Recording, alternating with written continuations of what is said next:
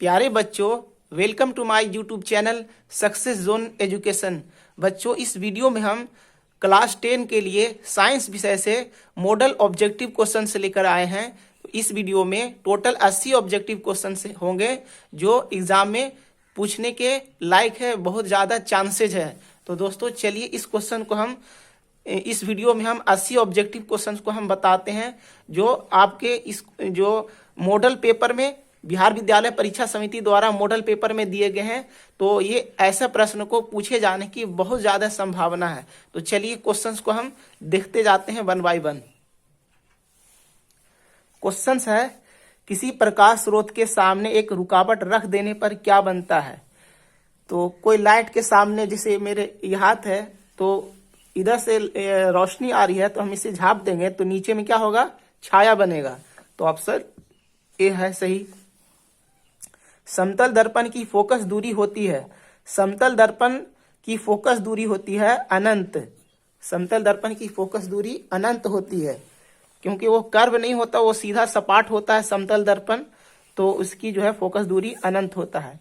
1 metre focus दूरी वाली उत्तल लेंस की क्षमता होती है। बच्चों, उत्तल लेंस की क्षमता धनात्मक होती है और लेंस की क्षमता को डायोप्टर, इसको संकेत में कैपिटल डी से डिनोट करते हैं। तो ये ऑप्शन सी हो गया, 1 डायोप्टर। 1 मीटर फोकस दूरी वाले उत्तल लेंस की क्षमता 1 डायोप्टर होता है। निम्नलिखित में से किस लेंस को अपसारी लेंस कहते हैं। अपसारी लेंस, बच्चों अवतल लेंस को अपसारी लेंस कहते हैं और उत्तल लेंस को अभिसारी लेंस कहते हैं। प्रकाश की चाल विभिन्न माध्यमों में होता है। प्रकाश की चाल अलग अलग माध्यमों में अलग अलग होता है। जैसे प्रकाश की चाल निर्वात में 3 × 10⁸ मीटर पर सेकंड होता है, जो सबसे ज़्यादा है। और उसके बाद सघन वायु में उससे थोड़ा कम हो जाएगा। पानी में प्रकाश की चाल और उससे ज़्यादा कम और उससे कम हो जाएगी। तो इस तरह से कांच में कुछ अलग होगा, कोयले में मतलब पत्थर में अलग कुछ होगा, किसी ठोस सतह पे टकराने से फिर प्रकाश की चाल कुछ और हो सकती है। तो अलग अलग माध्यमों में से प्रकाश चाल अलग अलग होती है, भिन्न भिन्न होती है। किसी लेंस द्वारा उत्पन्न आवर्धन का एसआई मात्रक क्या है। किसी भी लेंस द्वारा उत्पन्न आवर्धन का एसआई मात्रक जो होता है वो m बराबर मात्रक को संकेत में m से डिनोट करते हैं, वो -v/u। v क्या है, प्रतिबिंब दूरी, और u क्या है, वस्तु दूरी। तो दोनों दूरी है, दूरी का मात्रक सेंटीमीटर में ले सकते हैं और वस्तु दूरी भी सेंटीमीटर में, ऊपर भी सेंटीमीटर नीचे भी सेंटीमीटर। तो सेंटीमीटर सेंटीमीटर कट जाएगा, तो इसका कोई भी मात्रक नहीं होगा। ऑप्शन डी सही है। अगला क्वेश्चन देखते हैं, निम्नलिखित में से किसका अपवर्तनांक सबसे अधिक होता है। सबसे ज्यादा अपवर्तनांक हीरा का होता है। एक अभिसारी लेंस बनाता है, एक अभिसारी लेंस कैसा बनाता है। अभिसारी लेंस को उत्तल दर्पण उत्तल लेंस भी कहते हैं। अभिसारी लेंस को उत्तल लेंस भी कहते हैं और उत्तल लेंस में वास्तविक और काल्पनिक दोनों तरह के प्रतिबिंब बनते हैं। तो कभी आभासी, काल्पनिक को आभासी भी कहते हैं। ऑप्शन सी हो गया, कभी आभासी तो कभी वास्तविक प्रतिबिंब। अगला, आकाश का नीला रंग होना किस परिघटना का परिणाम है। आकाश नीला रंग होता है प्रकाश के परिकिरणन के द्वारा। प्रकाश का प्राथमिक वर्ण है, प्रकाश का प्राथमिक वर्ण है लाल, हरा, नीला, डी। इनमें से सभी तीनों है, लाल, हरा, नीला, ये तीनों प्राथमिक वर्ण है। वृहत संख्या में प्रकाश सुग्राही कोशिकाएं कहाँ होती हैं। इसका जवाब होगा रेटिना में, मानव नेत्र के रेटिना में होता है। दूरदृष्टि के उपचार के लिए, यानी दूरदृष्टि दूर करने के लिए किस लेंस का प्रयोग किया जाता है। उत्तल लेंस का प्रयोग किया जाता है। दूरदृष्टि दूर करने के लिए उत्तल लेंस का प्रयोग किया जाता है और निकट दृष्टि दोष को दूर करने के लिए अवतल लेंस का प्रयोग किया जाता है। अगला क्वेश्चन है, मानव नेत्र के लिए दृष्टि का स्थायित्व होता है।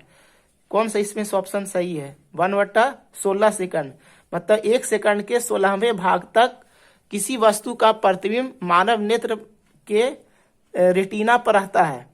और अगले फिर 16वें से 1 सेकंड के 16वें भाग के बाद दूसरा कोई चित्र दिखाया जाता है तो वो सभी चित्र चलता हुआ प्रतीत होता है। तो यहां पर हो जाएगा ऑप्शन सी। निम्नलिखित में कौन सा मात्रक वाट के बराबर होता है? जूल पर सेकंड को वाट कहा जाता है। जूल पर सेकंड को वाट कहा जाता है। 1 किलोवाट आवर, 1 किलोवाट घंटा बराबर होता है, तो 1 किलोवाट घंटा को ही 1 यूनिट कहते हैं। ऑप्शन सी सही है। विद्युत शक्ति का एसआई मात्रक है वाट। जैसे यहाँ पर हमने बताया, जैसे कोई मोटर इतना एचपी का है, कितना वाट का है वो बताते हैं। ये पंखा कितने वाट का है, ये बल्ब कितने वाट का है, तो वो विद्युत शक्ति का एसआई मात्रक वाट हो गया। Option B. 1 किलोवाट आवर बराबर है, 1 किलोवाट आवर कितने वाट के बराबर है? 1 किलोवाट आवर बराबर है कितने जूल के बराबर है? तो यहाँ पर 1 किलोवाट घंटा बराबर होता है 3.6 गुना 10⁻6 जूल के। ऑप्शन सी सही है। दाएं हाथ के अंगूठे के नियम को किसने प्रतिपादित किया था? फ्लेमिंग ने। विद्युत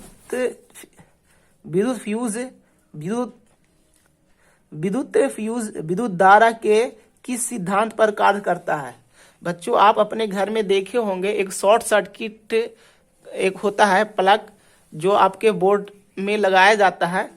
अगर वो बोर्ड को बचाने के लिए वो उसमें विद्युत फ्यूज लगाया जाता है, एक पतला सा तार लगाया जाता है। अगर करंट ज़्यादा तेज आता है तो सबसे पहले वो तार ब्रेक होता है, तार टूटता है, उसी को बोलते हैं विद्युत फ्यूज। और वो काम करता है उष्मीय प्रभाव पर, क्योंकि हीट ज़्यादा तेज वोल्टेज होगा तो उसको हीट ज़्यादा मिलेगा, ज़्यादा उष्मा मिलेगा तो वो तार गल जाएगा, जिससे घर में और भी जो इलेक्ट्रिक एप्लियंस है, पंखा, बॉल वगैरह, टीवी, कूलर वगैरह जो भी चीज़ है वो सारे सेफ रहेंगे, सुरक्षित रहेंगे। ऑप्शन सी सही है, उष्मीय प्रभाव पर सिद्धांत करता है। 1 मिली एम्पियर बराबर होता है, मिली का मतलब ही होता है 10⁻³ तो ऑप्शन सी सही है। प्रतिरोध का मान बढ़ाने के लिए प्रतिरोधकों को जोड़ा जाना चाहिए किस श्रेणी में? श्रेणी क्रम में, पार्श्व क्रम में। श्रेणी क्रम को बोलते हैं इंग्लिश में सीरीज, और पार्श्व क्रम को बोलते हैं पैरेलल। सीरीज श्रेणी में, श्रेणी क्रम में प्रतिरोधों को लगाने पर उसका मान बढ़ जाता है। ऑप्शन ए सही है। और अगर पार्श्व क्रम में यानी पैरेलल विधि से प्रतिरोधों को अगर हम जोड़ेंगे तो इससे प्रतिरोध का वैल्यू घट जाएगा। इलेक्ट्रिक हीटर की कुंडली बनाने में किस पदार्थ का प्रयोग किया जाता है? नाइक्रोम का। निम्नलिखित में से कौन ग्लोबल वार्मिंग के लिए उत्तरदायी है? बच्चों, ग्लोबल वार्मिंग के लिए कार्बन डाइऑक्साइड गैस उत्तरदायी है, जिससे इन्वायरमेंट का टेम्परेचर, तापमान बढ़ जा रहा है। कार्बन डाइऑक्साइड गैस इसके लिए उत्तरदायी है। इनमें से कौन जीवाश्म ईंधन है? पेट्रोलियम, प्राकृतिक गैस, कोयला, उपर्युक्त सभी। जीवाश्म ईंधन वह ईंधन है जो पृथ्वी के भीतर लाखों साल दबे रहने से वो जो है जीवाश्म ईंधन बन गए। जैसे कि कोयला प्लस पेट्रोलियम भी एक जीवाश्म ईंधन है। पेट्रोलियम ज्यादातर समुद्र के तलछट हिस्सों में पाया जाता है। समुद्र में जो भी कोरल रीफ पाए जाते हैं, छोटे छोटे जीव होते हैं जो मर जाते हैं, वो जो अवशेष होते हैं वो समुद्र के पेंदी में बैठते चले जाते हैं और एक लेयर पर लेयर बनती चली जाती है। इस कारण से वो उसका जो उसमें से जो रस निकलता है उसका जो है वही पेट्रोलियम का निर्माण हो जाता है। और जहाँ पेट्रोलियम होता है वहीं प्राकृतिक गैस भी निकलती है। तो तीनों जीवाश्म ईंधन, ऑप्शन डी सही है। सूर्य तथा अन्य तारों द्वारा उत्सर्जित विशाल ऊर्जा का स्रोत है। सूर्य तथा अन्य तारों में नाभिकीय संलयन द्वारा विशाल ऊर्जा का निर्माण होता है। टिहरी बांध निर्माण का उद्देश्य क्या था? टिहरी बांध परियोजना आपने सुना होगा, वो भूमि सिंचाई, बिजली उत्पादन, जल आपूर्ति, इनमें से सभी उद्देश्य था। खिलौनों में किस सेल का उपयोग किया जाता है? आप बच्चों आपने जो देखे हैं वो खिलौने होते हैं, उसमें सूखा सेल होता है, छोटा सा सूखा सेल होता है। जल में वैद्युत अपघटन में कैथोड पर कौन सी गैस मुक्त होती है? प्यारे बच्चों, कैथोड पे माइनस चार्ज होता है और एनोड पे प्लस चार्ज होता है। तो माइनस की तरफ हाइड्रोजन चला जाएगा, क्योंकि हाइड्रोजन कैथोड की तरफ जो है वो हाइड्रोजन गैस मुक्त होती है और एनोड की तरफ ऑक्सीजन गैस मुक्त होती है। देखते हैं, जस्ता तथा तनु हाइड्रोक्लोरिक अम्ल की अभिक्रिया के फलस्वरूप निम्न में से कौन सा गैस बनता है? जस्ता यानी जिंक, Zn से जिंक प्लस H2 तनु हाइड्रोक्लोरिक अम्ल यानी HCl का जब रिएक्शन होता है तो बन जाता है ZnCl प्लस H2 गैस बनता है जो बाहर मुक्त हो जाता है। तो यहाँ पर हाइड्रोजन गैस बनता है। अगला क्वेश्चन है, निम्नांकित में कौन गैस चूना जल को दूधिया कर देती है? कार्बन डाइऑक्साइड गैस चूना जल को दूधिया कर देती है। निम्नांकित में से कौन बुझा हुआ चूना है? बच्चों, सूखा चूना का सूत्र होता है कैल्शियम ऑक्साइड। ये सूखा चूना हो गया। इसमें हम जब पानी डाल देंगे H2O तब ये क्या बन जाता है? Calcium hydroxide CaOH whole twice अब प्लस सूखा चूना का सूत्र होता है कैल्शियम ऑक्साइड, और इसमें जब हम पानी डालते हैं तो ये बन जाता है कैल्शियम हाइड्रोक्साइड। इसी को बोलते हैं बुझा हुआ चूना। जब इसमें हम पानी डाल दिए तो ये बुझा हुआ चूना हो गया, और प्लस ढेर सारा उष्मा बाहर निकलता है। ये ऊपर की ओर तीर है, यानी उष्मा बाहर निकल रही है। तो ऑप्शन यहाँ पर CaOH होल ट्वाइस सी हो जाएगा ऑप्शन सही। दंत मंजन प्राय होता है, कैसा होता है दंत मंजन? वो जो पाउडर वाला होता है वो क्षारीय होता है। नींबू में कौन सा अम्ल होता है? आप तो जानते ही होंगे, सिट्रिक अम्ल। मिल्क ऑफ मैग्नीशिया का pH मान होता है milk of magnesia. Milk of magnesia का सूत्र जो होता है MgOH whole twice. Magnesium hydroxide को मिल्क ऑफ मैग्नीशिया कहा जाता है, और इसका pH मान जो होता है वो 10.5 होता है, क्योंकि ये क्षारीय होता है। जस्ता का सूत्र, जस्ता का अयस्क है। जस्ता बोलते हैं जिंक को, Zn से जिंक, तो जिंक ब्लेंड यहाँ लिखा हुआ है, तो ऑप्शन डी सही है। धातु जो सिर्फ अम्लराज में घुलता है वह है, तो अम्लराज में घुलने वाला तत्व है गोल्ड। Au से गोल्ड होता है, और Ai से Ag से सिल्वर होता है। Ai से तो कुछ होता लगा नहीं है।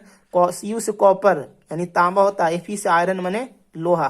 तो Au से औरम बोलते हैं लैटिन में, और इसको बोलते हैं संकेत। ये जो है संकेत है वो चांद, ये सोना का है। Au से सोना, औरम यानी सोना। तो अम्लराज में सिर्फ सोना ही घुलता है, ऑप्शन सी सही है। निम्नलिखित में कौन आयनिक यौगिक नहीं है? कौन आयनिक यौगिक नहीं है?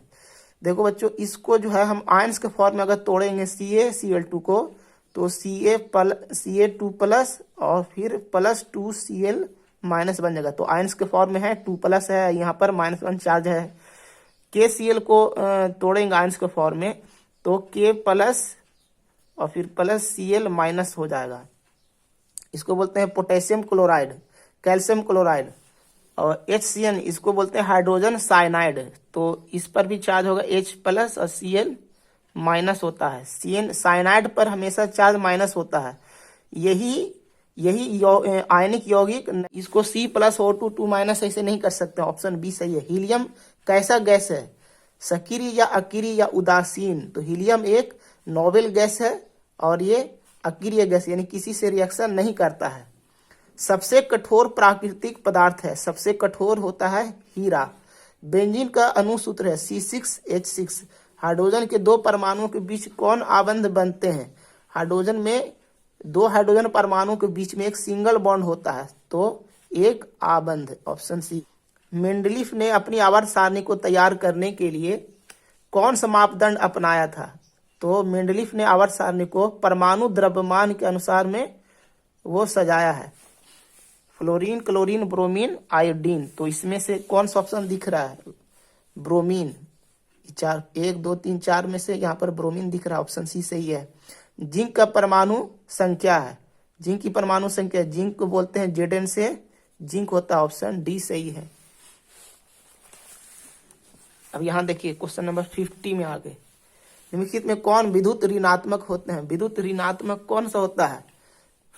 तो विद्युत ऋणात्मक होता है, इसमें अधातु होता है। अधातु का टेंडेंसी होता है वो इलेक्ट्रॉन की तरफ जो है वो गति करता है। इलेक्ट्रॉन का चार्ज लेने, इलेक्ट्रॉन को लेने के लिए वो इलेक्ट्रॉन की ओर मूव करता है, तो इसलिए वो विद्युत ऋणात्मक होते हैं, ऑप्शन ए सही है।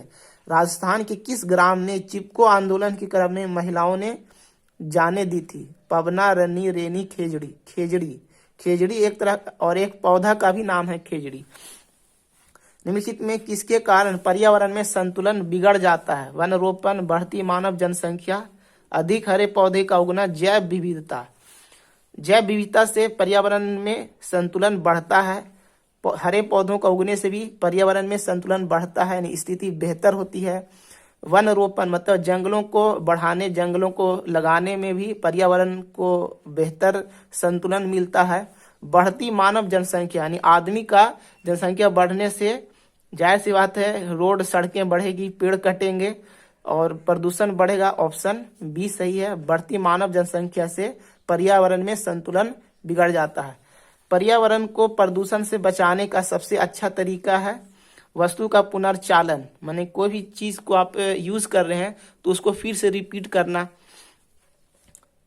और वस्तु के उपयोग में कमी, ये भी सही है। वस्तु का पुनर्उपयोग, उसको दोबारा प्रयोग करना, तो ऑप्शन डी सही है इनमें से सभी। सौर सेल में किसका उपयोग होता है? सोलर सेल में सिलिकॉन का प्रयोग होता है। एक सेमीकंडक्टर है सिलिकॉन, तो सिलिकॉन का प्रयोग होता है। निम्नांकित में कौन मुख्यतः बायोगैस है? तो बायोगैस में वो मीथेन होता है, CH4 मीथेन। मनुष्य के दांत की सबसे ऊपरी परत को इनामेल कहा जाता है। जठर ग्रंथियां पाई जाती है अमाशय में। निम्नलिखित में कौन वसा के पाचन में सहायक होता है? वसा के पाचन में सहायक होता है लाइपेज। वसा को जो पार्टिकल है उसको छोटे छोटे महीन टुकड़ों में काट देता है, बांट देता है। पित्त रस का रंग जो होता है वो हल्का हरा पीला होता है, तो यहाँ पर पीला ज्यादा सुटेबल होगा। ऑप्शन ए सही है। पौधों में श्वसन होता है। पौधों में श्वसन में कौन सा भाग लेता है? तना, जड़, पत्तियां। तो इसमें ऑप्शन हो गया पौधों में जो श्वसन होता है वो पौधों की पत्तियों में होता है, हरी पत्तियों में। हरे पौधे रात्रि में किस गैस का निष्कासन करते हैं? हरे पौधे रात में ऑक्सीजन गैस तो दिन में निकालते हैं और रात में कार्बन डाइऑक्साइड गैस का निष्कासन करते हैं। निष्कासन करना माने निकालना, उत्सर्जित करना। किण्वन के फलस्वरूप कितने एटीपी का निर्माण होता है? तो ऐसे ये नहीं पता। सामान्य डायस्टोलिक रक्त दाब होता है, तो सामान्य डायस्टोलिक रक्त दाब होता है मिनिमम जो होता है वो 80 mmHg होता है, मैक्सिमम 120 mmHg का माना जाता है। पौधों में वाष्पोत्सर्जन किस अंग में होता है? वाष्पोत्सर्जन की प्रक्रिया किस अंग में होता है? पत्ती में होता है। पत्ती में महीन छिद्र होता है जिसे रंध्र कहा जाता है। उन्हीं छिद्रों से यानी उन्हीं रंध्रों से जो है पानी जो है वाष्पित होकर बाहर निकलते रहता है, तो ऑप्शन बी सही हो गया। अस्थि क्या है? अस्थि यानी हड्डी क्या है? एक उत्तक है। पादप में अपशिष्ट संचित रहते हैं। पादप में अपशिष्ट जो है अपशिष्ट पदार्थ सब में रहते हैं। पत्ती में, छाल में भी सब में रहते हैं। इनमें से सभी हो गया ऑप्शन डी। वृक्क के संरचनात्मक एवं क्रियात्मक इकाई को कहते हैं नेफ्रॉन। पौधे के उत्सर्जी पदार्थ हैं। पौधे के उत्सर्जी पदार्थ इसमें से कौन है? तो इसमें से सभी हो गया ऑप्शन डी, इनमें से सभी। स्मरण शक्ति का मुख्य केंद्र है, तो इसमें ऑप्शन हो जाएगा सेरिब्रम। मनुष्य के जो मस्तिष्क होता है उसका जो एक हिस्सा जो होता है सेरिब्रम, उसमें यादगार चीजें वो संग्रहित होती हैं। जड़ का अधोगामी वृद्धि कहलाता है, यानी उल्टा जो है उल्टी वृद्धि कहलाता है। इसको क्या कहते हैं? गुरुत्वानुवर्तन। ऑप्शन डी सही है। एस्ट्रोजन स्त्रावित होता है। एस्ट्रोजन जो होता है वो महिलाओं में होता है, और महिला में होता है अंडाशय और पुरुष में होता है शुक्राणु, और महिला में होता है अंडाणु। तो एस्ट्रोजन स्त्रावित होता है अंडाशय द्वारा। विरसन होता है मनुष्य। और बच्चों, मांसाहारी जीवों को द्वितीयक उपभोक्ता के साथ साथ तृतीय उपभोक्ता में भी रखा जाता है। जैसे कि घास को खाया चूहा, चूहा को खाया सांप, और सांप को खाया बाज। तो बाज क्या हो गया? बाज है सांप को खा रहा है, सांप खा रहा है चूहा को, तो जो है यहाँ पर द्वितीय उपभोक्ता भी में आ जाएगा, तृतीय भी उपभोक्ता में आएगा। तो ऑप्शन बी और सी दोनों होगा, न कि डी, ए और बी नहीं। प्राथमिक उपभोक्ता तो हुआ ही नहीं मांसाहारी जीव, तो ऑप्शन बी और सी होगा। खाद्य श्रृंखला के प्रत्येक पोषी स्तर पर कुल ऊर्जा का कितना प्रतिशत अगले पोषी स्तर को स्थानांतरित होता है? तो इसमें ऑप्शन हो जाएगा सी, ऑप्शन जो इसमें होगा वो सी होगा। तो बच्चों ये थे हमारे टोटल 80 क्वेश्चंस। आपको हमारा इन सभी क्वेश्चंस का सॉल्यूशन कैसा लगा, समझाने का तरीका कैसा लगा?